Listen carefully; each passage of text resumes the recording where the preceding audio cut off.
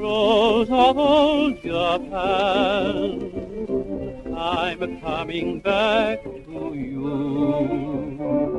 There in old Japan, you'll make my dreams come And true. welcome back to the Nihon no Madoguchi podcast with your host Domo and Marty, long time no see. And what's up, everyone? long time no see. Dozo. Yeah. How you guys doing? How you guys holding up in these stressful times that we're living in? Lots going on in the world, and it's starting to get hotter and hotter. Pardon if you can hear the sounds of our fans. It's we can't do this without the fans. No, More, impossible. more, just in advance, Yeah, see my sender stuff. Uh, man, but every day. anything new with you, Marty?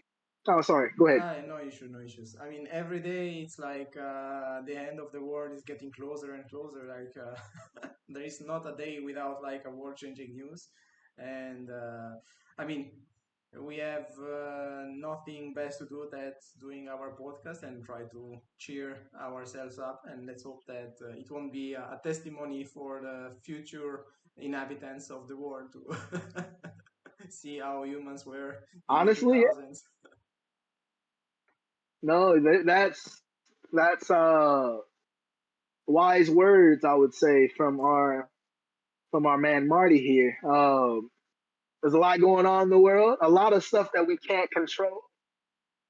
So all we can do is focus on the things that control, make things happen, and getting our message out there. Our a little our 2 cents on the Yeah. Nihongo culture, the Nihon bunka, and Nihongo the language and things like that. And hopefully people can look upon this and get some relief from the everyday hustle and bustle and wars and whatnot that's going on in these troubling times. Let's hope so. Yes, let's hope so. As you can, I mean, as you have beautifully said, when we have nothing but speak about the Japanese culture and our feelings about this, and I mean, bright days are ahead because they are quite dark now. So, without further ado, almost, do you have any news on your end? Here in East, it's like it's getting so hot. I think Japan is getting even hotter, but like summer has come and man, it's hot in here. Yeah, we mentioned it in our previous episode, about the infamous Japanese summer, and how hot it can get. And it's not just the normal heat; it's that humidity plus the heat that really gets you. And I'm and this is something that runs in our family on my dad's side anyway. We all sweat a lot, just naturally. Like we Right. could just be existing, not doing anything, just and sweat happens. And Hmm. even more so when we're moving and doing things out and about, especially in the summer. Right. So here in the Japanese summer, and it's still technically It's late Tsuruyo, right? spring going into yeah, right now it's rainy season, the sixth Without the sixth rain. like June. I heard it's No, not raining a actually lot. Is it? it it rained almost every day last week, Oh, so at least it's down here in Kyushu. there is still a rainy uh season then. so That's it, comforting. Yes. it, it, it's been on and off. Like yesterday, this weekend it said it was going to rain like morning and night, both days, Saturday and Sunday. But for both days, the morning it was just cloudy. There were no it was no rain. Right. And when the evening rolled around, then you started to see some pitter patters here and there. But yeah, no, I'm enjoying the rainy season. This is beautiful because I've lived here for now what 3 4 years, and I still don't have rain boots or Oh, like a really? rain jacket or anything. I you know I should buy them. I know this. I've not yet to buy them. So I'll walk to work. My shoes are wet. My Ah, socks are wet. I just change my shoes and socks. I bring an extra pair of both, and when I get to work, I dry my feet off, change, and we're in there. very Uh, smart. So you could do it the would same be with like a pair of thongs, and like the how do you call them in the US? Like it's oh sandals, I flip think. flops, yeah, Flip flops, yeah. yeah, You could just flip go flops, yeah, work with flip yeah, yeah. flops and then You can say change into sandals as well. proper, yeah, and change into proper I know, shoes. yeah. That could be the best, right? Honestly, that works. That works as well.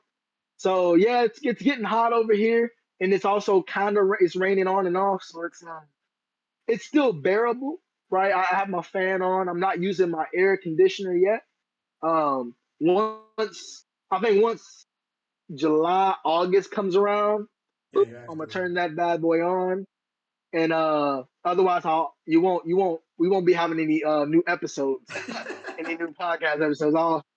I will have perished in that, the summer, Um, the summer stop of broadcasting because it's so hot to do anything.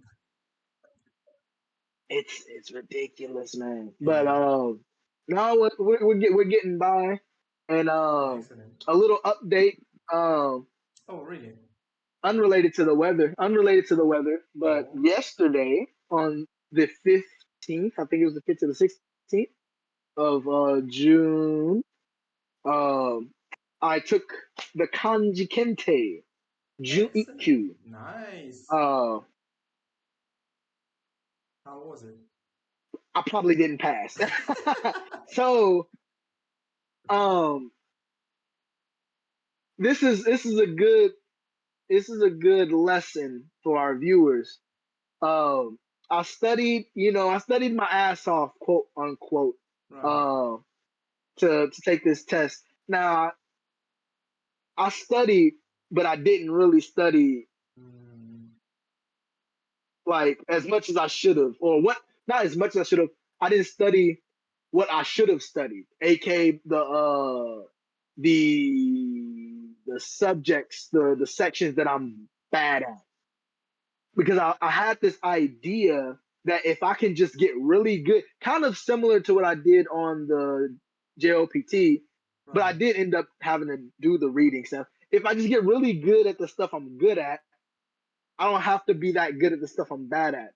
And I was in to be in fairness, I did really good on the stuff that I was good at, but I did really bad at the stuff that I was bad at, and Is that it right kind there? of balanced itself out to where like the passing line is 80%, so I need 160 points out of 200.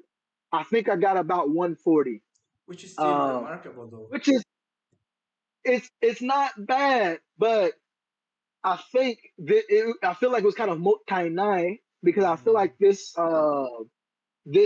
specific session, the specific test, I think it's the first one of the year, of the fiscal year, right. because they have one in June, one in October, and one in February, three, and so this is the first one of the fiscal year, and I think overall it was quite easy. It was on the easier side, and uh, I'm upset because if I just studied, as I said for the JLPT as well, if I just studied, It was in the pocket. I probably could have passed it. It was in the I was so close. I'm kind of it Mm, wasn't like I missed it by a couple of points. I missed it by 20 points, but right. or at least I think I missed my that's my self scoring. I Mm, probably missed it by more. Who knows? But um, I will say even though I didn't study as as much as I could have or should have, um, kind of what me and Marty were talking about with the JLPT, I still went in with confidence that right. I would pass the test. Yeah. You That's have to important. you have to believe you're gonna pass. Otherwise, you're not gonna even get close. You're not gonna pass. It's gonna be a self fulfilling Yeah. prophecy where you're like, I'm not gonna pass. And everything. You're not gonna pass. I'm like I'm a pass this bitch. I might not answer every question, but I'm gonna pass this You're gonna test. get rid of And I that. got close. Yeah. So that's the update. I took the test, and I will say I've gotten comfortable with it. Right. It's no longer like I get really nervous when I'm sitting there and I'm answering the question. I was like, yeah, ooh, let's go, boom, boom, boom, boom, boom. And for questions I don't know, I can kind of guess. I can give a educated guess. And I did that a lot on this test. I didn't know these like certain words, but I'm like, I can guess what this is based on context and the kanji and things like that. And boom, boom, boom. Right. So 10月こそ I'll definitely pass it in October. This time I'm gonna study the Properly. the subjects that I'm bad at because now I'm good at the stuff that I'm good at. Like I said, now I just gotta get decent enough to get those points to help push me over the edge of the And get there. Gokaku Yeah. line. Uh, so that's the plan. We'll see how it goes. Right. That was my update. So I guess that the end of the year of 2025 is gonna be a day of reckoning for both of us because I'm planning to take the GLPT1 Oh yeah, on December as well. yeah. I've not been studying very well in the past couple of months, but this Nah, time man. I really want to get be done with that. I don't want to have to think that I have to study to get the GLPT1. Although it's still the starting point, just having the certification is enough to just be okay. Now I can study whatever I want, however I want it, and I don't have to think about like the more system kind of oriented way of studying. So yes, お互いに頑張りましょうね。Gamaro, gamaro. いいね。No, like yeah, it's the JLPT's it's a bitch, It but you is. got this. I hope You so. got this. I know what I have to study, so that's at least that there is a. I know what my deficiencies are. I know where I'm strong and where I'm not as strong, and where I'm really bad at. Yes, I'm prepared. I mean, mentally prepared. Not the preparation are not started yet, so I have to start get serious about that. Yeah, and your I remember you said that in your previous attempts you only missed it by a couple of points, so you One just point. have to like get decent. There you go, one One. point. So you just have to get decent at those subjects that you're not, not as good at, and I think you'll have it in the bag. Thank you, thank you. Yeah, I'll try my best. At least I can say that I try my best. I never tried my best for GLPTs exams. This time I will try my best, and whether I pass or whether I fail, at least I don't have any remorse, and I really tried my best. もう言い訳がないですね。There it is. There are no excuse left You, but my laziness. just 1 second. Sure. I have something I wanna show you guys. So Marty may know this, but I don't think I've officially mentioned it to you all that I've oh, you guys know I like kanji and yoji jukugo, but I've been making and designing my own like hoodies, my own like yoji jukugo 4 character idiom hoodies Really? because I couldn't really find. Oh, did you not? I didn't Have I know. not told you this? Ah, Surprise! well, everyone's finding out. Everyone's finding out at the same time. It's yeah. I've looked around to try to find. I just want a really cool hoodies or shirts with cool Japanese on them. Right. Uh, but like really more like idioms and character, like Yojizuku. But I can't really looking for it, so I decided to make them myself. Right. If no one has it, I'll do it myself. And when Marty said that he hasn't really been giving it his all on the JLPT, it reminded me of a hoodie that I have and that I've made to always remind myself, even though I didn't do it on the jail on the on the marathon, Right. uh, to always do your best. And I don't know if you guys can see it because I'm on my camera's kind of small today. Excellent. Zenyoktoku. Zenyoktoku, and then I it says what does it say in English? What does it say in English? Give it your best and forget the rest. Uh, quite the logo, I would say, Great, really. or logo or design. Thank you. Arigatou gozaimasu. If you guys want to buy one of those, I'll make a website. And, you can. I literally made them for me to wear. Like no one, no one else. Uh, but a couple of people have given me compliments. They're like, "Oh, I like that hoodie. Where'd you get it?" And I'm like, "Oh, I made it myself." It made me feel it made me feel flattered, that someone thought that it was cool. So it made me think, oh, maybe other people want hoodies like this as well. There is I have not potential. done anything with these hoodies, yeah, but it's I have a couple of them like that, and I'll show you guys more of them as we go through.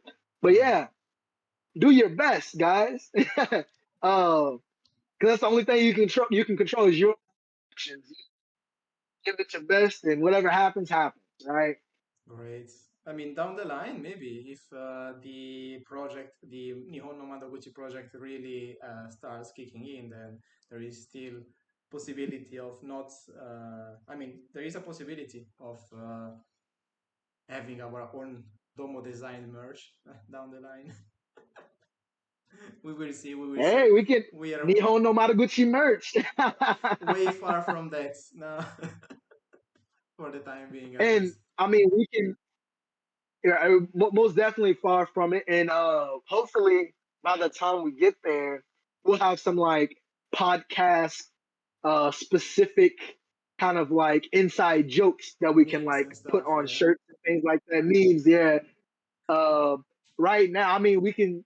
I mean, we have like Japanese summer is sucks. We got Nihongo Jozu So the one I Demo So Demo Nine or something like that. Some Demo Nine. I mean, Oh, you can like Nihongo Jozu that's name So Demo Nine on the back or something right. like. Or you can also Yeah, it's I gonna it's been a constant since the past couple of years. Like this year, I will get GLPT-1. I, on it that can you're thinking, Marty. You're Uh, thinking. We like you guys look out for the future merch that can. it's gonna Oh happen man. sometime. So Yeah, most definitely. speaking about giving our best and speaking about GLPT, let's. What about starting our today's main topic, which is quite Most definitely, yes. related to giving it your best? Is today we would like to talk about how conversation are done in Japan and compare them to what we are used to. So I still struggle with that, to be honest. It's still very difficult for me to conduct a smooth conversation with a Japanese person, especially people that are not very used to interact with foreigners. The reason being that the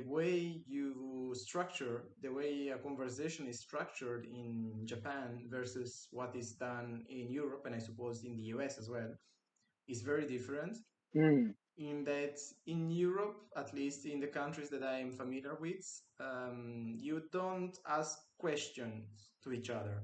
Or more specifically, the conversation naturally picks up when you bring up a topic and then the other person interacts with the topic. And if the topic that has been chosen is not very interesting for the other party, then they will probably try to sway the discussion towards a different topic. And basically, there is never a moment of silence in the European discussion. mm, Silence is perceived as a sign that the conversation has failed. When like you have these weird silences. And interestingly enough, this silence is act in the conversation is actually quite praised in the Japanese culture. It has a name actually. The name is called the ma, so living some silence in the conversation is actually a good sign that the conversation is healthy and the conversation has a good pace. And also, Japanese like to ask each other questions. That's how they structure the conversation. When you find a topic, and instead of talking about yourself through that topic, you will probably tend to ask question to the other person, and then try to build up, like there is it is an exchange of questions in the Japanese conversation, Mm. while at least in Europe it's more like an exchange of will, I would say. Like it's more like trying to together to bring up like the conversation, but without asking question. Like asking a question is the death of the conversation. So Domo, have you ever felt Mm. like this exchanging with Japanese people, or is it a me thing? Maybe I'm oversensible with this kind of stuff. Well, so I even in English, I tend to be more on the side of listening more than speaking in general. Right. Uh, so you know, the idea of listening, like actively listening to people and picking up things that they're talking about, and and trying to you know steer the conversation in that way. Um, However, I will say Japanese conversations are quite unique, um, in the sense that, like you said, there's a lot of questions being asked, Yeah. um, and I have a anecdote, like a story Oh, that interesting. kind of goes against that, actually. That Oh, I'm really? I'm pretty sure we've talked about at QDI, but that's probably just like an outlier, or maybe they just weren't interested in me as a person, whatever. Right. Uh, but yeah, what I really struggle with, like the questioning part of it, is something I do in English already, so that's not too much of a difficulty for me. Right. But another aspect of conversing in Japanese, which kind of ties in with this this silence, that Marty has eloquently explained to us, is aizuchi, which is it's literally kind of agreeing, nodding to to whatever the person's saying in the conversation at that moment. And in the conversation, Japanese people intentionally like stop talking so that you can interject your aizuchi. So you can give them a confirmation that you're listening to whatever they're saying and you're following along with the story. And that took me a long time to really figure out. Like, I thought they were stopping because they thought I didn't understand. Obviously Japanese isn't my first language. I'm a native language, so I thought they were being considerate. Oh, Right. no, no, you can keep going. And I understand. Yeah, yeah, keep going, keep going. But what they were looking for was a mm, well, in Mm. English what we would say is yeah, right? Yeah. And literally it can get to the point to where after every sentence they want you to say Mm. they'll be like, nah, nah, stop. You're like, Mm. and they go la la la, Mm. and they leave a little pause for you. They leave a ma for you to interject your to Yes. show that you're listening. And Right. that was weird for me. I don't know how you feel about that, Marty. Was that Uh, I know we don't really have that in English speaking countries, or and whatnot, but how was that for you, right. Right. the For Aizuchi? for Aizuchi, I think it was less difficult for me to get into this kind of way of exchanging, being that I think Mm, in Italy we have some kind of not as structured, but we tend to interact more, even when the other person is speaking. Probably the origin is very different. While in Japan you give space to the other person to interject their aizuchi. In Italy, we forcefully mm, interject our aizuchi. It's very, it's very much the opposite of the way Japanese people talk, and that is also why mm.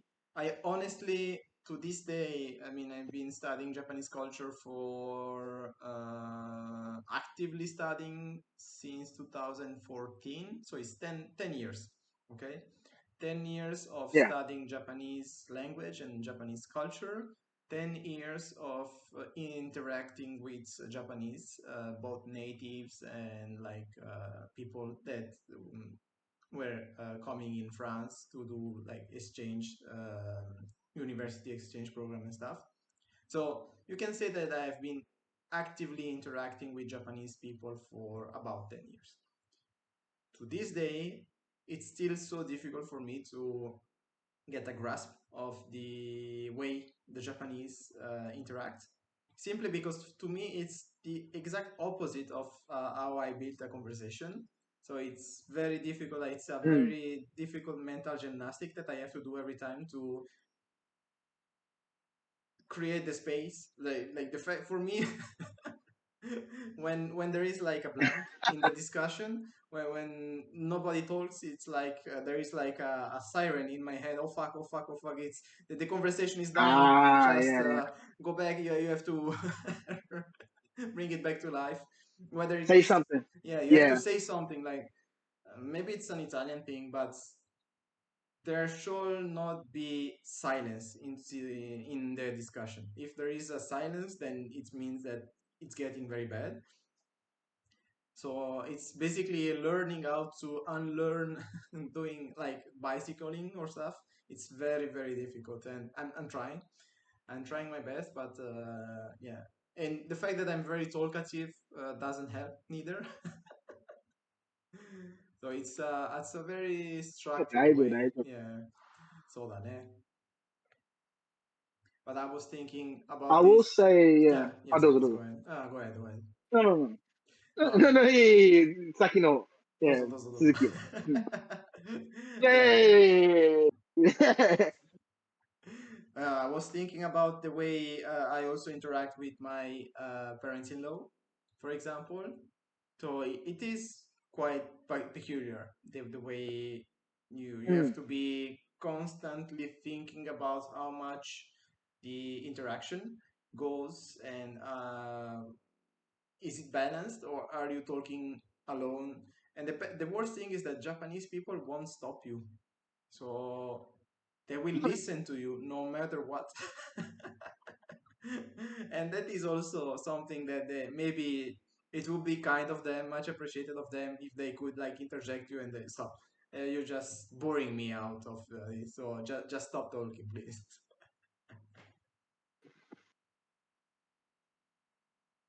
No, yeah. I don't think I've ever had anyone stop me from like speaking at any point, you Ochitane. know, te- technical difficulties, see my saying? Uh, just like mid conversation. So Right, it's no, I understand exactly where you're coming from, Marty, because in America it's similar where silence in a conversation is, I don't say it's taboo, but you typically, it's a sign that the conversation is dead now. right, And now I will say, depending on who you're talking to, and if it's like a group of friends or like a group of acquaintances, like depending on who it is that you're actually talking to, more like silence will be more accepted with a group of friends rather than a group of acquaintances. right, So there's some nuance there. But like you said in Japanese, it's there's a lot of silence, and it doesn't really mean that it's not really a bad thing. On the But contrary. yeah, it's like there was I saw a video of someone. It was like two people kind of like talking, and they're like having dinner, and the person obviously they're like recording, but the guy he was every time the conversation like came to a halt, he would he would have to say because he was a foreigner. It was a foreigner and a Japanese person. I Right. forgot to preface that. He kept like talking. He just kept bringing things up to talk about, and the Japanese woman she would go on to say like, "You must love hearing your own voice. You don't have to talk. You don't have to fill in the silence. It's okay. It's Right. okay to be silent. It's okay to just be here and exist. We don't Mhm. always have to fill that silence with conversation." And I was like, yeah, no, this is exactly that. Um, Totally, totally. and it's difficult, especially if you're a very talkative person. I I may seem like I'm a talkative person in the podcast. It's because I'm talking to my best friend here. But normally I'm quite reserved, especially around people I don't know. I'm around people for the first time. Right. I'm more on the introverted side of the spectrum. And if I don't have to talk, I won't talk. I'll just be there, existing, soaking it all in. Um, and that's okay. That's okay for me. So I do. Uh, I feel that I I do struggle with the Japanese, type style of conversation a Right. bit, but it's not too bad because I'm normally just not that talkative in general. Right. You're predisposed to. And my follow-up question would be, how comfortable do you feel with the question answer type of exchange?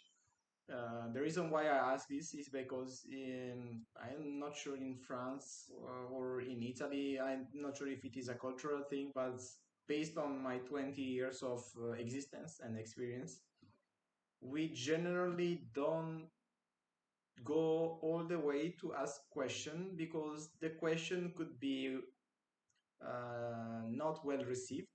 So when you are asking a question, you may step into the privacy of the person. That stems back to how a discussion are built in Europe, is that we generally bring up a topic that we want to talk about.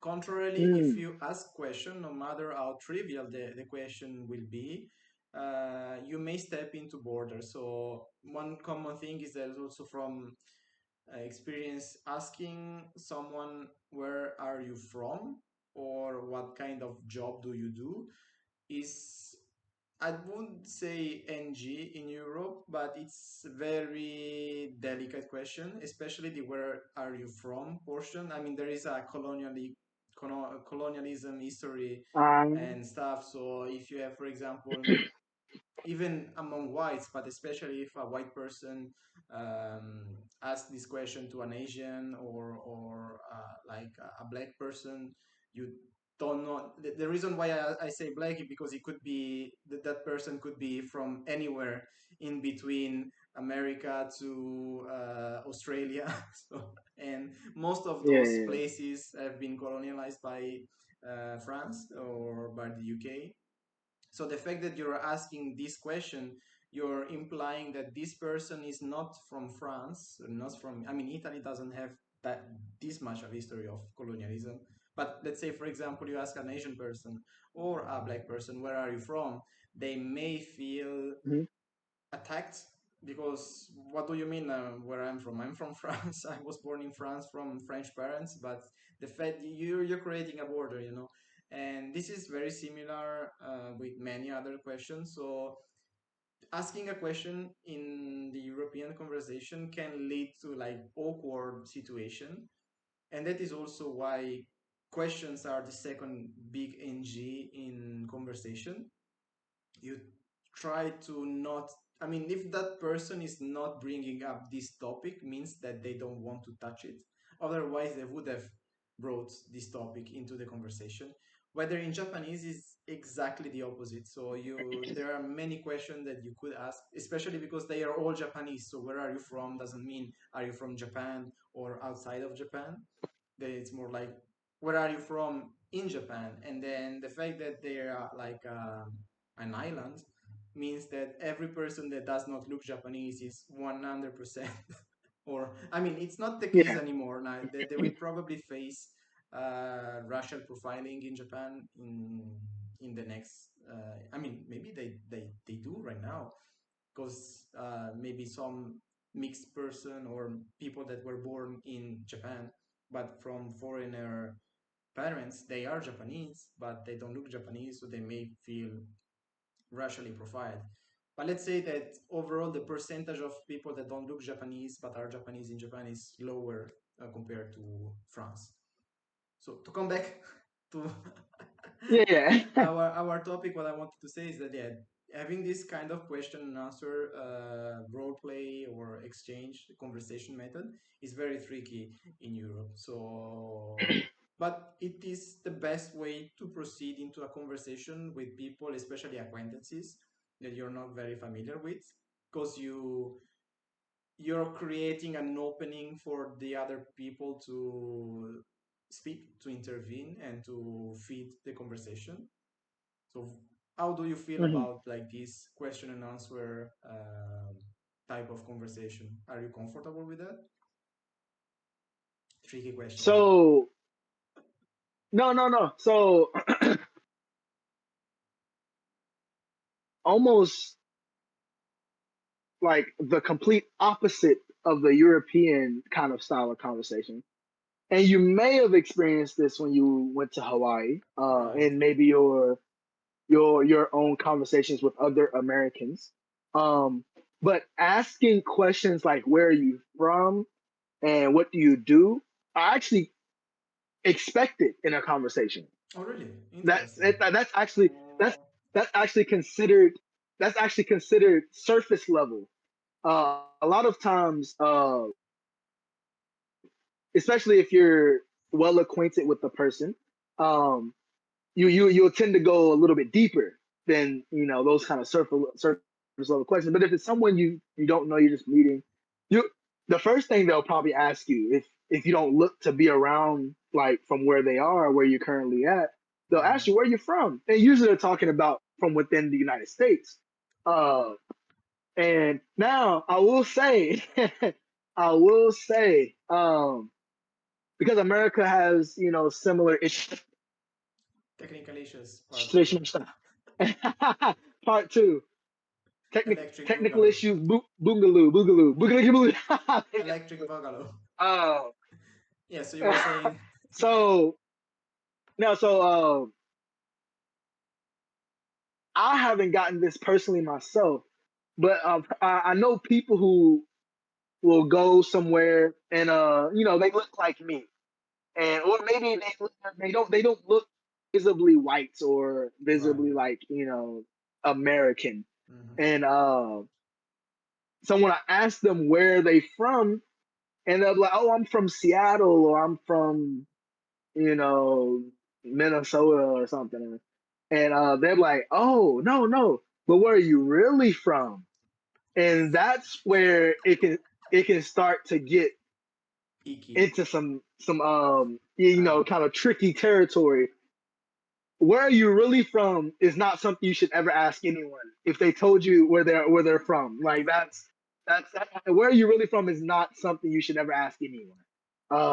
And so like when you start like getting into disrespectful kind of rude territory with your questioning, then it can you get have to a little stop. dicey. But no, like especially like you said here in Japan, that's the question and answer. I kind of touched on this in the earlier, but I don't have too much issue with that aspect of Japanese conversation Right. because it's something we do quite often like in America. Uh, because it's like an icebreaker, right? You kind of ask those kind of surface level questions, Right. especially if you don't. even if you have a topic to talk about, like you like maybe you've met this person uh at yoga or something, Right. and you don't know each other. You just met at yoga, and you're talking. Oh yeah, yoga is difficult. I can't really do these poses or whatever. That's the topic. That's what you're talking about. The conversation. But at some point, you have to figure out what this person's name is. You might, if you really, hit it off, you might ask, "Oh, are you from around here? Like you Right. come to the yoga class all the time? Are you from around here? Do you travel to get here? Uh, you know, you might not in that instance ask what they do for work. Like that's where there's no need to know that information. So Right. yeah, asking what you do for work might not be, I don't know, it might not be the There are first some thing you'll ask questions. someone. But Yeah, yeah, there yeah, are more yeah, easy yeah. There's some questions. questions that that you can ask. There are plenty of questions you can ask, and there are some questions that you might not really, you might stray away from. Right. Um, so yeah, to answer your question with the Japanese question and answer thing, I didn't really adapting to that wasn't that bad. Uh, it was less adapting to the style of conversation and more just adapting to speaking Japanese. Oh, that My also. Japanese was just it's bad, and I couldn't really have a conversation, an actual conversation. So once my Japanese was comfortable enough to have a conversation in Japanese, then it was just getting used to the style, and it wasn't too much of a departure from what we already do in America.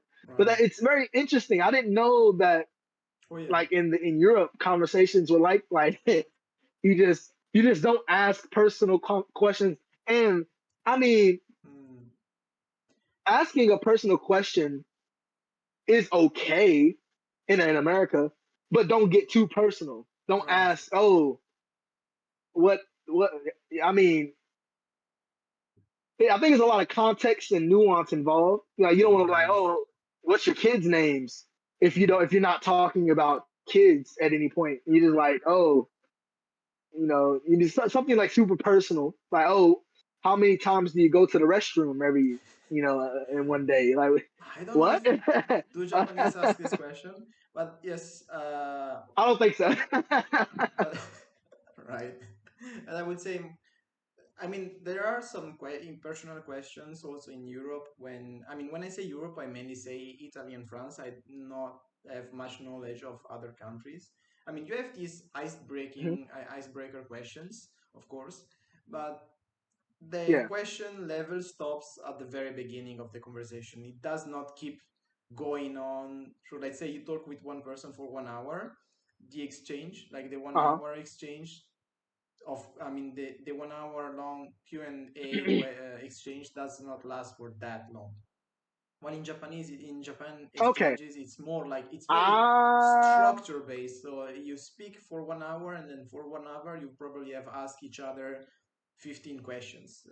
It's more like, what do you think about this? Or no, not this, but I you know, see. No, no, no. That makes sense. Okay, so in that regard, yeah, that was. I never really thought about it actually. I did think surprise. that they they ask a lot of questions, but I thought it was just because they were really interested and wanted to get to know me.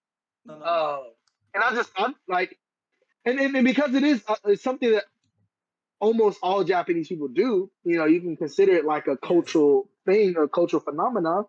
Uh, I just thought like obviously there's Japanese people who are interested in foreigners and things outside of Japan, but there are a lot of Japanese who aren't, and they don't Yes. really care Yes. to even have a conversation with foreigners. And which leads me to the person I was going to tell you about at Qdai. So there was a particular person that I had met through my at the time, we have the Kaiwa partners. You Right. can have like a conversation partner Yes. that Yes. you could sign up for, and they could speak to you for an hour in Japanese. Yeah. Uh, Now, I deliberately chose a female partner because I was for whatever reason I always got really nervous around women, Right. Japanese women, and like my Japanese would get all jumbled up. Uh, so I deliberately I was like, okay, I'm gonna just want to get used to talking to Japanese women, right?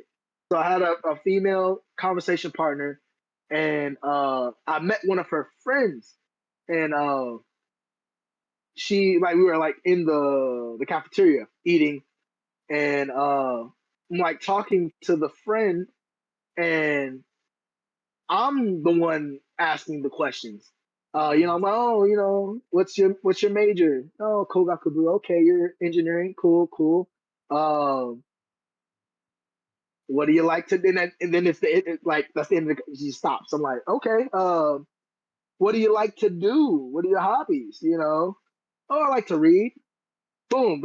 I can follow up on that. Oh, but it's always one. It's like a one word answer from her all the Right. time. No reciprocal, no reciprocating the question or anything like that. Mm. And it was like, she was like reading. I was like, oh, me too. Not really. I don't like to read, but I'm trying to like get the Build the conversation going. conversation, yeah. Um, yeah, yeah, yeah. And I was like, oh, what do you like? What is your favorite books? What have you been reading recently? She, I like Harry Potter. Now, I've only seen the movies, never read the books. I was like, I like Harry Potter too, and what which one do you like? And Right. I'm just like going deeper and deeper on this Uh, one track of right. who she likes reading. And then she said I think she like Sorcerer's Stone or something like that. And I was like, okay, cool, cool. That was a good one. And the conversation died. And I was like, any other hobbies? She did. And so I don't know if she was just shy or just Right. purely just not interested in talking to me or interested in me as a person. Uh, so you'll have Japanese people like that as well. Is Yeah. what I'm trying to get at. Where they and a lot of them aren't sure how to interact with foreigners just from the get go. Yes. And there's a lot of foreigners who don't speak Japanese, and if they're not comfortable speaking English or speaking like, kind of like I don't want to say rudimentary, like easy Japanese, kind of like basic textbook Japanese. Uh, they're not really sure how, like, if you can really fully understand them, and they'll just avoid you altogether, Right. or keep their like responses very short, Hmm. so that you can understand. And I get that. So you can think of it as like a sense that like they're being like it's a sense of consideration. They're Right. considering you, the fact that you may not know Japanese, and that long sentences might you might not really be able to really grasp them, so they're trying to keep it short. Right. And uh, and that's people who are somewhat used to foreigners. Those who aren't used to speaking to foreigners, they'll just avoid you completely, and Yeah. they don't know what to do. And Hmm. fair enough, I get it. I get it. It's tough. So that may have been the case for that person that I just mentioned. Maybe she didn't know how to Probably. interact with foreigners, or maybe she's had some type of experience where Yeah. someone a foreigner didn't really speak Japanese, and they ended up using like the translation app or something like that. So Yeah. who knows? It was a mystery. Also because it's quite difficult to both convey to the person you're talking to that you're proficient in Japanese. Also, how do you Mm, when you start a conversation, how can they gauge how much you can speak Japanese, how much you can understand and you can interact to? And also because depending on the topic that you may talk about, you may be proficient or not as well. Let's say that you talk about something that you have never touched before, you lack the words, you lack the glossary yeah, for that yeah, particular topic, then you will not be able to exchange it. So yeah, it's quite difficult. I think this extends to not only Japanese people interacting with foreigners, but with any type of people interacting with foreigners actually. So that's, I think it's more of a general thing. But yes, in particular for Japanese, it's very difficult like to have this. There are two levels. Like first, like your language proficiency, and then your cultural awareness and your cultural adaptability and knowledge of the overall social interaction. And also one last conclusive topic because we're we're approaching the mark, the red mark. I also feel like we as foreigner may have a bias into how the conversation goes with Japanese, especially when we you meet Japanese for the first time, is that your existence is naturally the discussion conversation driver because you are the foreigner coming to Japan. Mm. So you will have a tendency to be the focus of the exchange.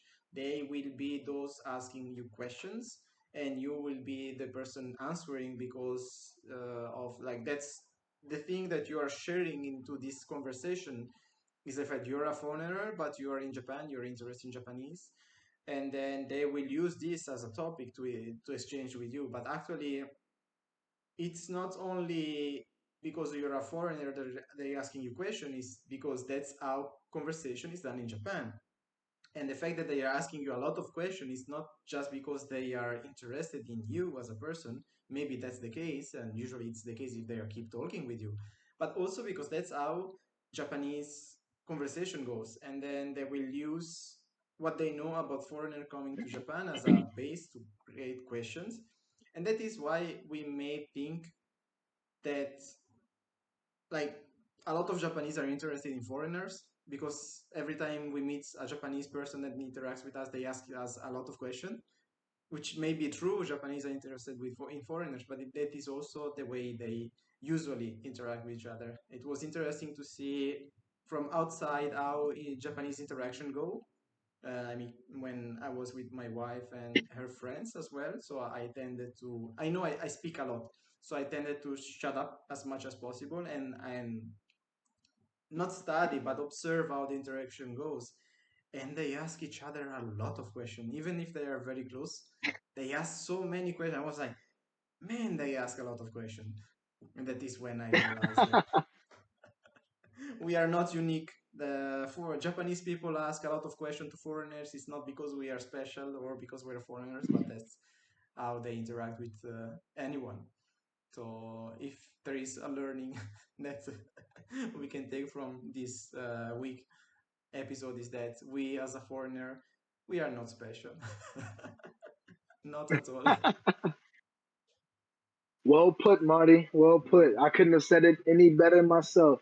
Thank you. That is it's it's quite the interesting phenomenon. And you guys, whether you're living in Japan currently or aspiring to come to Japan in the future, in the near future, just be aware. Study some Japanese, come over so you can really interact with the locals. But you know, keep in mind what we've told you today. Uh, you're gonna be hit with some questions, a lot of questions. And if you can speak Japanese, you're gonna hit with some Nihongo Josus as well. You're gonna hit with Nihongo Josu from every person that you meet. Well, I don't say every person. Most of them. 99% of people that you meet most of them will hit you with a Nihongo Josu. And you'll feel flattered at the beginning. And you're getting all these questions. You're like, oh, they really like me. Oh, they're saying my Japanese is good. But as Marty has just put it to us, we're not special. They ask everyone questions like this, even amongst themselves. Yeah. It's just the way that they do. So if you want to make the step and go from Nihongo Jozu to Nihon wa nagai desu ka? If you want to make like that little quality step that you will learn from us in the next episode, probably what this mean, you have to ask question. If you ask question to Japanese people, you will structure the conversation, and then you will become very proficient in Japanese and not just Nihongo Jozu.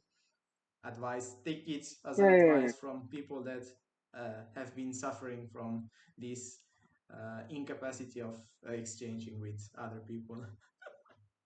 had I learned it that Yeah. had I learned it before, it would have saved me a lot of like how do you say cringe situation. Ah, yeah, yeah, yeah.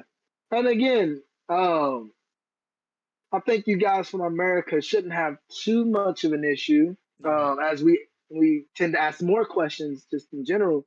Um, but you may not be prepared for the amount of questions you'll get in Japan. Yeah. Because I think in America, once we establish like those base questions, we figure out what we're going to talk about and go. Uh, you're starting to get question after you come to Japan. You'll see. You'll see for you. Come see it with your own eyes. We Experience can it. we can talk about it for hours and hours, but it Yeah. won't really. It won't. You probably won't really feel it. Really understand what we mean until you get here. Experience it for Mm-hmm. yourself. Beautifully said. And with that stated, I think that's all for today. So if you don't have any other final words, we can bid them a farewell. I mean, I know we've been doing like some advice or like our ski Nihongo at the end of the thing. Yeah. So again, kind of what we mentioned at the beginning, towards the beginning of the podcast, and I'll probably mention this in other episodes as well. Just based on different things that have happened in my life. Uh, there are things you can't control. There are things that you can't control. Don't worry about the things you can't control. Worry about the things you can. Focus on the things you can, and you'll be all right. Have confidence in yourself in all things, and you'll probably get through life, quite swimmingly. Beautiful, beautiful. Right. With those last word of wisdom, we bid you good morning, good day, and goodbye.